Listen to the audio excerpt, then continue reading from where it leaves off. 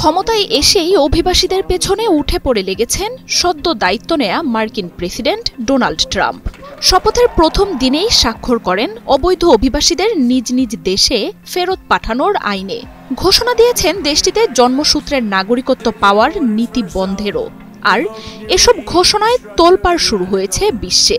যুক্তরাষ্ট্রে থাকা 1,11,00,000 অভিবাসীর মধ্যে রয়েছেন 2.5 থেকে 3 লাখ বাংলাদেশীয়, যাদের মধ্যে 30 থেকে 40,000 বাংলাদেশির কাছে বৈধ কাগজ নেই।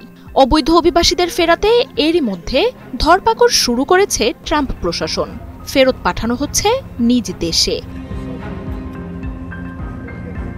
2020 সালে যুক্তরাষ্ট্রের পরিসংখ্যান ব্যুরোর এক তথ্য অনুযায়ী যুক্তরাষ্ট্রে বাংলাদেশি অভিবাসীদের সংখ্যা 2.5 থেকে 3 লাখের মতো।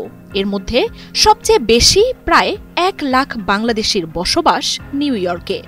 ক্যামেরায় ওয়াও, স্টাইল দেখাও, Xenon X21 পারলে ঠেকাও।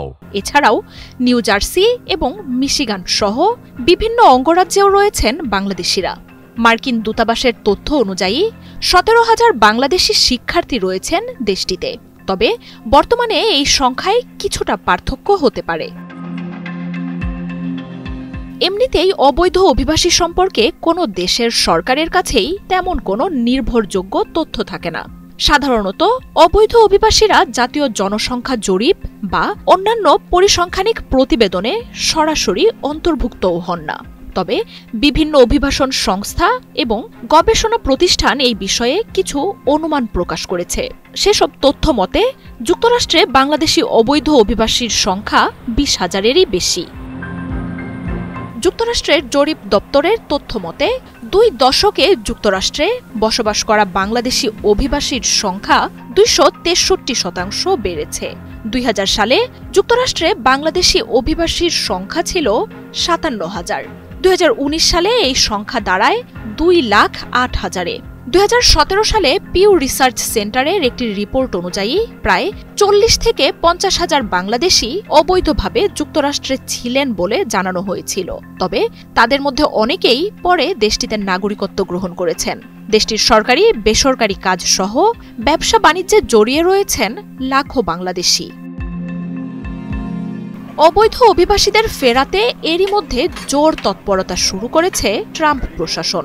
সীমান্তে মোতায়েন করা হয়েছে সেনা। হাতকড়া পরিয়ে ধরা পড়া অবৈধ অভিবাসীদের ফেরত পাঠানো হচ্ছে। তবে অভিবাসীদের ফেরত পাঠানো বিমান গ্রহণে অস্বীকৃতি জানানোয় সাথে সাথেই কলম্বিয়ার উপর শুল্কের বোঝা চাপিয়ে দেওয়ার ঘোষণা দেন ট্রাম্প। ফুঁসে উঠেও শেষ পর্যন্ত ট্রাম্পের কাছে নতি স্বীকার করে অভিবাসীদের ফিরিয়ে নেয় দেশটি। ট্রাম্পের তোপ, নিষেধাজ্ঞা ও শুল্কের বোঝা এড়াতে অভিবাসীদের বিষয়ে তৎপর হয়ে উঠেছে অন্য দেশগুলো। যুক্তরাষ্ট্রে থাকা ভারতের কয়েক লাখ অবৈধ অভিবাসীকে চিহ্নিত করতে জোরালো কাজ শুরু করেছে দেশটি। এরই মধ্যে 18,000 অবৈধ অভিবাসীকে ফেরত আনার ঘোষণাও দিয়েছে দিল্লি। এমন তৎপরতায় যুক্তরাষ্ট্রে থাকা বাংলাদেশিদের ঘিরেও শঙ্কা বাড়ছে।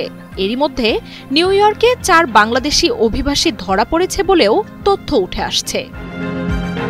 মার্জিয়া উপমা, 71।